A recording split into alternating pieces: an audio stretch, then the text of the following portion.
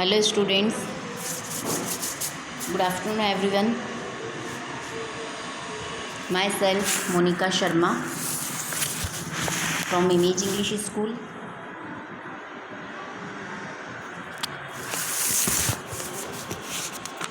My subject is Hindi, Standard 7th. Hindi second semester and chapter number 9 समय सारणी। ये chapter mostly पूरा complete हो गया है। लास्ट की कुछ एक या दो एक्सरसाइज ही बची है। I will explain.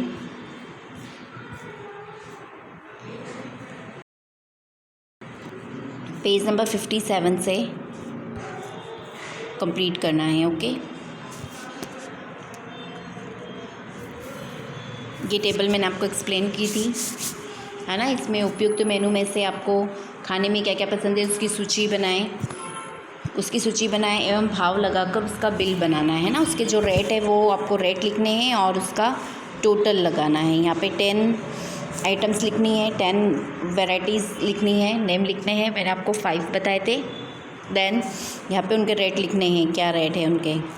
देन यहाँ पर आएगा आपका टोटल कि कितने का बिल बना है। Okay, now question number 2। निम्नलिखित प्रश्नों के उत्तर दीजिए।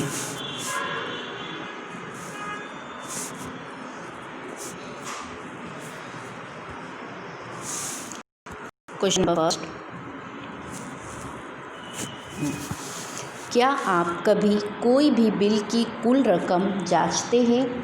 मतलब आपके पास कोई भी बिल आया है ना, आपने कुछ भी परचेज़ किया हो, कुछ खाने गए हो, शॉपिंग करने गए हो, है ना, तो बिल लेना कंपलसरी, बिल लेना ही चाहिए, है ना। बिल एक तो आपका एक प्रूफ होता है कि आपने कोई चीज़ यहाँ से शॉप से ये चीज़ परचेज़ की है। आपके पास प्रूफ होता है। अगर उस चीज़ में कोई गड़बड़ हो, आपको रिटर्न करनी हो, चेंज करवानी हो, है ना, तो दुकानदार इजीली अगर आपके पास बिल है तो वो चेंज कर देगा। और ये श्योरिटी रहती है कि आपने ये वस्तु या ये सामान आपने इसी शॉप से ख़रीदा है और इसी रेट में ख़रीदा है। इसलिए बिल तो सबको लेना कंपलसरी होता है और बिल लेना ही चाहिए। This is a good thing. Question है, क्या आप कभी कोई भी बिल का टोटल मूल्य जांचते हैं? तो इसका आंसर है हाँ, मैं हमेशा किसी भी बिल का टोटल मूल्य जांचता हूँ। जांचना मतलब चेक करना, है ना। टोटल मूल्य मतलब जो टोटल आया है, आपने बहुत सारी चीज़ें एक शॉप से ख़रीदी है ना, उसका टोटल लगा के और फिर जो नेट अमाउंट आता है उसका आपने पेमेंट करना होता है आपको। तो जब वो पेमेंट करते हैं तो पहले आप बिल चेक कर लेना चाहिए, है ना। ये अच्छी हैबिट होती है, बिल चेक भी करना चाहिए। कभी सामने वाले से मिस्टेक भी हो सकती है ना, बिल में वो ज़्यादा अमाउंट लिख दे गलती से, बाय मिस्टेक ऐसा हो जाए कि उसने बिल में अमाउंट ज़्यादा लिख दिया है या कम लिख दिया है, या जो वस्तु हमने मांगी है उसके बदले कोई दूसरी चीज़ गलती से आ गई हो, है ना। इसलिए हमको कभी भी कोई भी किसी भी चीज़ का कोई बिल हमको मिलता है तो वो हमको बिल हमारे सामान के, हमारे लिस्ट के और हमारे रिक्वायरमेंट के अकॉर्डिंग हमको बिल चेक करना चाहिए ऑलवेज़, है ना। कि बिल में हमने जो सामान मंगाया है उसका वेट कितना है, उसका रेट कितना है और उसने क्या रेट लगाया है, टोटल अमाउंट कितना आया है और हमको उतना बिल पे करना है ना। उसकी टोटल हमेशा हमको चेक करनी चाहिए। तो इसका क्वेश्चन का आंसर है हाँ, मैं हमेशा किसी भी बिल का टोटल मूल्य जांचता हूँ या जांचती हूँ। ये गुड हैबिट है और ये जांचना ही चाहिए, चेक करना चाहिए ऑलवेज़। नाउ क्वेश्चन नंबर 2, हमें बिल के कुल मूल्यों को क्यों जांचना चाहिए? अभी मैंने आपको एक्सप्लेन किया ही है ना। आंसर है, बिल में लिखी गई रकम सही है या नहीं, इसे देखने के लिए हमें टोटल मूल्य जांचना चाहिए। क्या बोला मैंने आंसर? कि बिल में लिखी गई रकम सही है या नहीं। रकम मतलब मूल्य, कीमत, भाव, रुपए, है ना। जो भी उसका मूल्य है, उसकी कीमत है, उसकी रकम है, वह सही भाव लिखी है या नहीं। ऐसा ना हो कि हमको दुकानदार ने उसका रेट कुछ और बताया हो और बिल में कुछ और रेट लगाया हो, है ना। ऐसी गलती हो भी सकती है। कोई लोग जानबूझकर ही गलती करते हैं और कभी ये गलती बाय मिस्टेक होती है। तो हमें ये हैबिट होनी ही चाहिए बिल चेक करने की ऑलवेज़। नाउ क्वेश्चन नंबर 3, हम कोई वस्तु खरीदते हैं तो उसका बिल क्यों लेना चाहिए? आंसर है, हम जब भी कोई वस्तु खरीदते हैं तो खरीद का सबूत रखने के लिए, कीमत की जानकारी के लिए एवं वस्तु में कोई क्षति हो तो उसे बदलने के लिए भी उसका बिल लेना चाहिए, है ना। मैंने एक्सप्लेन करा ही दिया आपको, क्वेश्चन नंबर जब फर्स्ट मैंने रीड किया था तब पूरा बता ही दिया आपको कि बिल क्यों लेना चाहिए हमें, है ना, ताकि हमको वस्तु खरीदते समय हमको ये बात, हम एक तो हमारे पास सबूत हो, प्रूफ हो कि हमने ये चीज़ वस्तु इस शॉप से ख़रीदी है और इसके इतने मूल्य पे हमको ये चीज़ इन्होंने दी थी और कितनी क्वांटिटी थी उसकी और उसका रेट क्या था, है ना, किस भाव से कौन सी चीज़ हमने कब और कौन सी डेट को ख़रीदी थी, ये हमारे पास प्रूफ होता है। और अगर वो वस्तु लेके हम घर चले गए एक बार और उस वस्तु में, उस चीज़ में कोई ख़राबी हो, कोई प्रॉब्लम हो, क्षति मीन्स कोई नुकसान हो, उसमें कोई वो चीज़ अच्छी नहीं आई हो, गलती से ख़राब आ गई हो, तो हमको जब वो चीज़ एक्सचेंज करवानी हो तो हमको ये बिल काम लगता है ना। हम तुरंत नहीं जा पाए या उस शॉप में जब हमने जिससे लिया वो जो व्यक्ति उस वक्त प्रेजेंट था और जब हम चेंज करवाने जाए उस वक्त तो प्रेजेंट नहीं हो, कोई और दूसरा हो मेंबर वहाँ पर, है ना, उनका फैमिली मेंबर, कोई ब्रदर, उनका फादर, कोई और मेंबर वहाँ पर हो, तो वो हमको नहीं पहचानेगा। उसको क्या पता है कि हम अभी लेके गए हैं। अगर सेम पर्सन हो तो पता चल जाता है कि हाँ हम थोड़ी देर पहले ही लेके गए थे।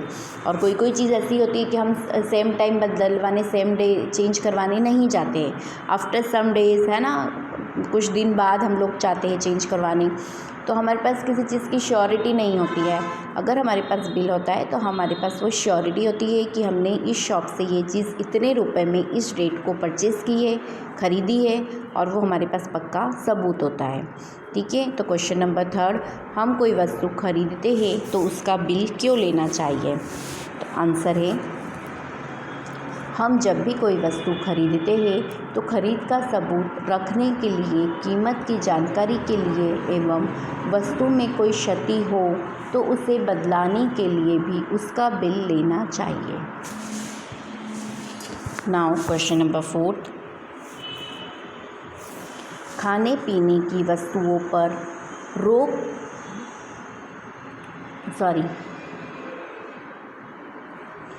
खाने पीने की वस्तुओं पर लगाए जाने वाले हरा रंग, है ना, ये जो ग्रीन कलर है, इस चिन्ह का क्या अर्थ होता है ना। आप कोई भी चीज़ खरीदते हैं, खाने पीने की पैकेट्स होते हैं, है ना, फूड पैकेट हो चाहे ये जो रेडीमेड पैकेट आते हैं स्नैक्स के, उस पर ऐसा ग्रीन कलर का सिंबल लगा होता है ना, तो उसका क्या मतलब होता है। खाने पीने की वस्तुओं पर लगाए जाने वाले हरे रंग, इस चिन्ह का क्या अर्थ है ना। आंसर है, खाने पीने की वस्तुओं पर लगाए जाने वाले हरे रंग, इस चिन्ह का अर्थ है खाद्य पदार्थ शाकाहारी है ना। क्या है, शाकाहारी। अगर आपका ये नॉनवेज होगा तो इसके ऊपर ग्रीन ऐसा टैग नहीं होगा, है ना, नॉनवेज होगा तो। वेजिटेरियन होगा, शाकाहारी होगा तो ही ऐसे पैकेट्स पे वो ग्रीन होगा। ओके, और जो मांसाहारी होता है, नॉनवेज होता है, उस पर रेड कलर का निशान होता है ना। तो हमको समझ जाना चाहिए कि ये जो ग्रीन कलर का टैग है, एक मिनट,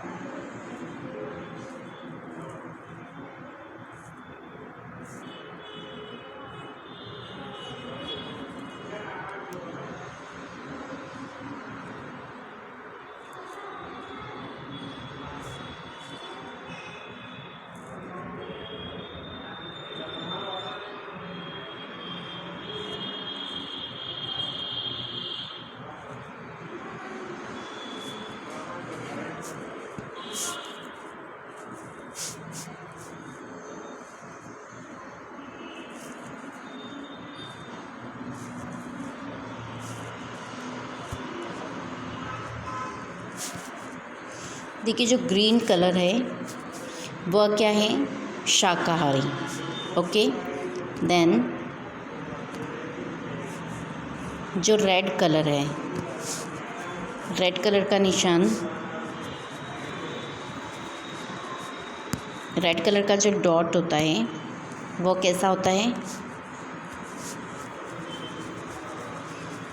वो मांसाहारी। जिन पैकेट्स पे ऐसा रेड कलर का सिंबल होता है वह मांसाहारी होते हैं, और जिन पर ग्रीन कलर का होता है वह शाकाहारी खाद्य पदार्थ होते हैं, वह शाकाहारी चीज़ें होती है खाने की। नाउ नेक्स्ट है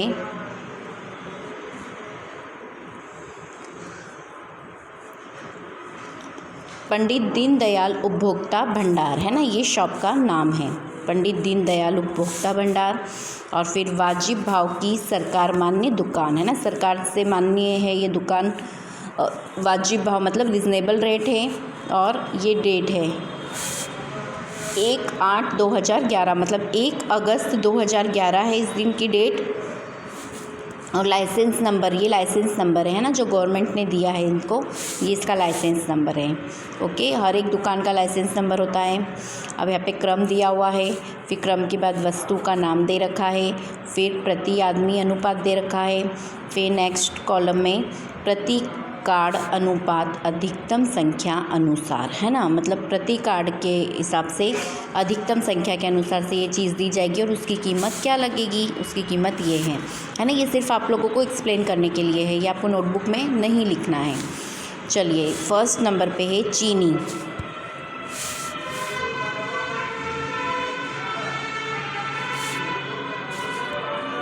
फर्स्ट नंबर पे है चीनी। चीनी प्रति आदमी अनुपात, मतलब प्रति आदमी के लिए कितनी चाहिए, 350 ग्राम, और प्रति कार्ड अनुपात अधिकतम संख्या अनुसार उसका 350 ग्राम, और उसकी कीमत है 13 रुपये 50 पैसे। ओके, नाउ नेक्स्ट है नमक है। नमक है वो कौन सा नमक है, आयोडीन युक्त, और कितना है, प्रति आदमी अनुपात 1 किलोग्राम, 1 किलोग्राम, और उसका रेट है 1 रुपया। फिर नेक्स्ट है थर्ड नंबर पे गेहूँ। गेहूँ 15 किलोग्राम, है ना, 15 रुपये किलोग्राम है। 1 किलो गेहूँ का रेट है 15 रुपये, सॉरी, इसका मतलब क्वांटिटी है ये 15 किलोग्राम, और उसका रेट है 1 किलोग्राम का गेहूँ का रेट है 5 रुपये 40 पैसे। ओके, नाउ नेक्स्ट है चावल। चावल की क्वांटिटी कितनी है, 6.5 किलो, 6 किलो 500 ग्राम, और उसका रेट है 7 रुपये 1 किलो का भाव है ये। ओके, नेक्स्ट है मिट्टी का तेल। मिट्टी का तेल है 1.5 लीटर, और उसका रेट है 14 रुपये 35 पैसे। ये 14 रुपये 35 पैसे किसका रेट है, 1 लीटर तेल का। ओके, ये लिस्ट है।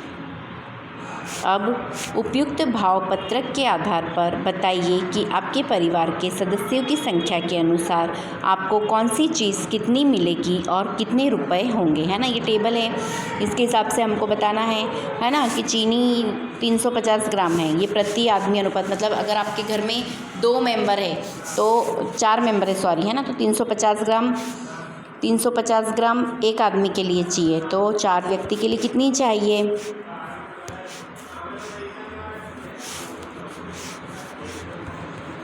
1400 ग्राम, है ना, 1400 ग्राम। फिर उसको डिवाइड किलोग्राम से कर देंगे तो 1 किलो 400 ग्राम चाहिए, ये 4 व्यक्ति के हिसाब से, है ना।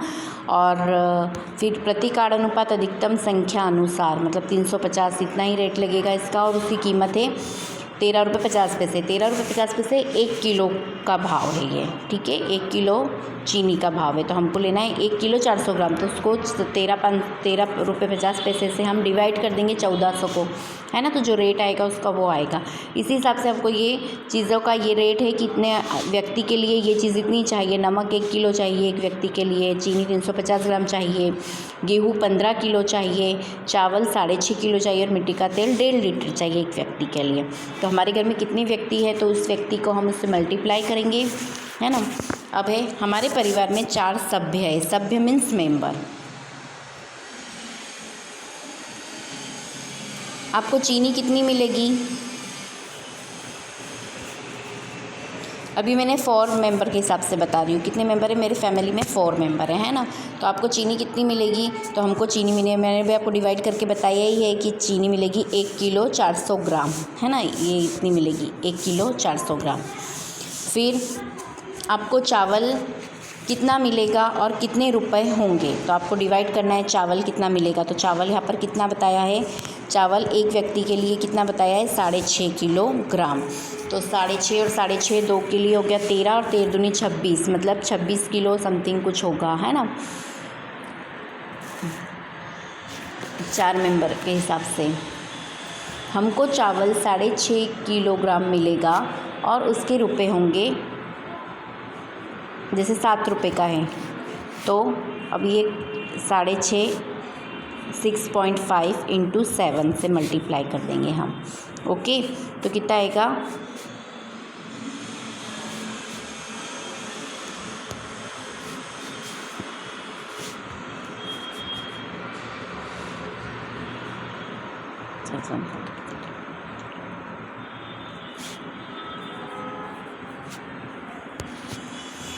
ओके, क्या रेट होगा हमको?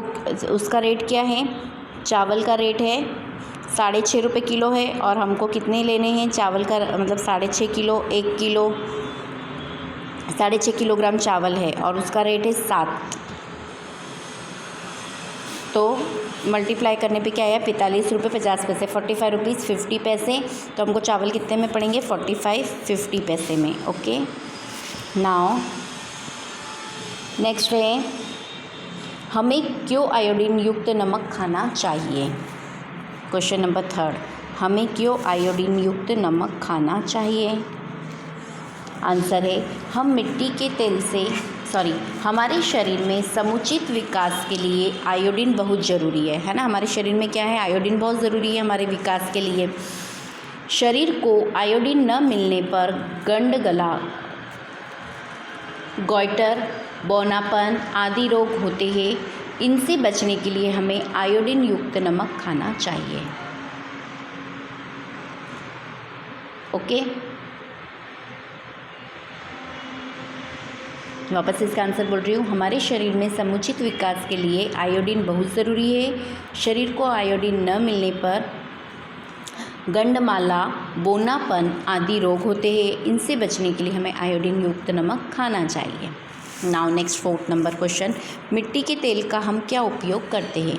आंसर है, हम मिट्टी के तेल से लालटेन जलाते हैं। स्टोव जलाने के लिए भी हम इसका उपयोग करते हैं। कहीं कहीं ऑटो रिक्शा चलाने के लिए भी मिट्टी के तेल का उपयोग किया जाता है, जो कि गैर कानूनी है। आंसर कंप्लीट हो गया। अब मिट्टी का तेल मीन्स इसको कैरोसिन भी बोलते हैं, घासलेट का तेल बोलते हैं, कैरोसिन तेल बोलते हैं, मिट्टी का तेल बोलते हैं ना। यह मोस्टली लालटेन, जो लालटेन होती है ना, लैंप होते हैं, उसको जलाने के काम आता है। और बहुत से घरों में स्टोव पर खाना बनाया जाता है तो स्टोव में भी मिट्टी का तेल यूज़ में होता है। और कभी कभी कोई ऑटो रिक्शा वाले पेट्रोल की जगह ये मिट्टी का तेल मतलब घासलेट, कैरोसिन उसमें डाल के और फिर ऑटो चलाते हैं, जो कि गैर कानूनी है। कानून ने इसके ऊपर, गवर्नमेंट ने बैन लगा रखा है मिट्टी के तेल के ऊपर, है ना। तो ये गैर कानूनी है। ऑटो में आप वो मतलब डाल के और नहीं चला सकते हैं। ओके, चलिए कंप्लीट दिस चैप्टर। और ये एक्सरसाइज आपको करनी नहीं है, सिर्फ एक्सप्लेनेशन के लिए थी। फिर योग्यता विस्तार में उपभोक्ता अधिकार की अधिक जानकारी के लिए देखिए ये साइट आपको देखनी चाहिए, है ना, www.ncdrc.nic.in, है ना। इसके लिए आपको उपभोक्ता के आपके क्या क्या अधिकार है, उपभोक्ता के मीन्स कस्टमर के, आपके क्या क्या राइट्स है, आप क्या क्या कर सकते हो। अगर आपने कोई चीज़ कहीं से ख़रीदी है, परचेज़ की है और उसमें कुछ मिस्टेक है, प्रॉब्लम है और आप एक्सचेंज कराना चाहते हैं, रिटर्न करना चाहते हैं, और अगर दुकान वाला नहीं रिटर्न करता है तो आप उसके अगेंस्ट केस कर सकते हैं, है ना। तो आपके क्या क्या अधिकार है और आप क्या क्या कर सकते हैं, ये इस साइट पे आपको मिलेगा देखने के लिए। ओके, तो इस पर आप सर्च करें, देखें और पढ़ें, रीड करें, ताकि आपका नॉलेज बढ़े कि आप क्या क्या कर सकते हैं और आपको भी नॉलेज हो। नेक्स्ट है आपकी पाठशाला की हस्तलिखित समय सारणी। आपके गांव या शहर, बस, रेल आदि की समय सारणी का अध्ययन करें। आपको जहाँ भी कोई टाइम टेबल लगा हो, जैसे आप कहीं गए हो, बस स्टॉप पे गए तो बस स्टॉप पे वहाँ की टाइम टेबल लगा होगा, रेलवे स्टेशन पे वहाँ का लगा होगा, है ना। आपके स्कूल में बोर्ड होता है, वहाँ पे भी लिखा होता है, बोर्ड पे नोटिस होते हैं, कुछ ना कुछ लिखा ही होता है। तो आपको ये हैबिट होनी चाहिए कि आप जहाँ जा रहे हैं वहाँ पे कोई ना कोई बोर्ड होता है, वहाँ पे इन्फॉर्मेशन लिखी होती है। तो आपकी हैबिट होनी चाहिए कि वहाँ पे आपको वो रीड करें आप, तो आपको पता चले कि यहाँ पर क्या लिखा हुआ है और क्यों लिखा हुआ है। फिर नेक्स्ट है वाणिज्योपयोगी शब्द। ये शब्द है वाणिज्योपयोगी, है ना, इसको इंग्लिश में एक्सप्लेन कर देती हूँ मैं। अंश मतलब शेयर, उठाव मतलब सेल, विड्रॉल करना, विड्रॉल ऑफ मनी, उधार मतलब ऑन क्रेडिट, औसत मीन्स एवरेज, कमी बेशी मीन्स इंक्रीज और डिक्रीज, पीढ़ी मतलब फर्म, बिजनेस हाउस, खरीदार मीन्स कस्टमर, खाता मतलब अकाउंट, गिरावट मतलब डिक्रीज, बखार means go down, store house और वेयर हाउस। फिर घटबड़ मतलब इंक्रीजेज और डिक्रीजेज, प्रॉफिट और लॉस। फिर नेक्स्ट है चुंगी। चुंगी मीन्स कस्टम, ऑक्ट्रॉय और एक्साइज, है ना, ये सब ड्यूटी होती है, टैक्स होता है जो कि चुकाना पड़ता है गवर्नमेंट को। जमा मतलब क्रेडिट और डिपॉजिट। जोखिम मतलब हज़ार्ड, डेंजर और रिस्क। थोक मतलब होलसेल। दस्तखत मीन्स सिग्नेचर। नगद मतलब कैश। निक मीन्स एग्जैक्ट। नीलाम मीन्स ऑक्शन। पेशगी मीन्स बयाना, डिपॉजिट, अर्नेस्ट मनी। फुटकर मीन्स रिटेल। बट्टा मतलब rebate, commission, discount and concession, है ना, बट्टा उसको बोलते हैं। रिबेट मिलती है हमको, कमीशन मिलता है, डिस्काउंट मिलता है, कंसेशन मिलता है, उसे बट्टा कहते हैं। ये सब वाणिज्यिक शब्द है, मीन्स कॉमर्स से रिलेटेड शब्द है ना, ये बिजनेस में जनरली ये शब्द यूज़ किए जाते हैं। बढ़ती मीन्स राइस। बही मतलब अकाउंट बुक। बिकवाली मीन्स सेल। मंगनी मीन्स डिमांड ड्राफ्ट, चेक। महसूल means land, revenue. Tax on farm land. मुनाफा मतलब प्रॉफिट। रुक्का मीन्स चेक। लाभांश मीन्स बेनिफिट, एडवांटेज। लेवाली मीन्स परचेज। सूद मीन्स इंटरेस्ट। हिसाब मतलब अकाउंट, कैलकुलेशन। और हिस्सेदार मीन्स पार्टनर। ओके, चलिए complete this chapter and all exercises also completed. Okay, bye, thank you. Next I will explain 10th chapter in next lecture. Okay, bye, take care.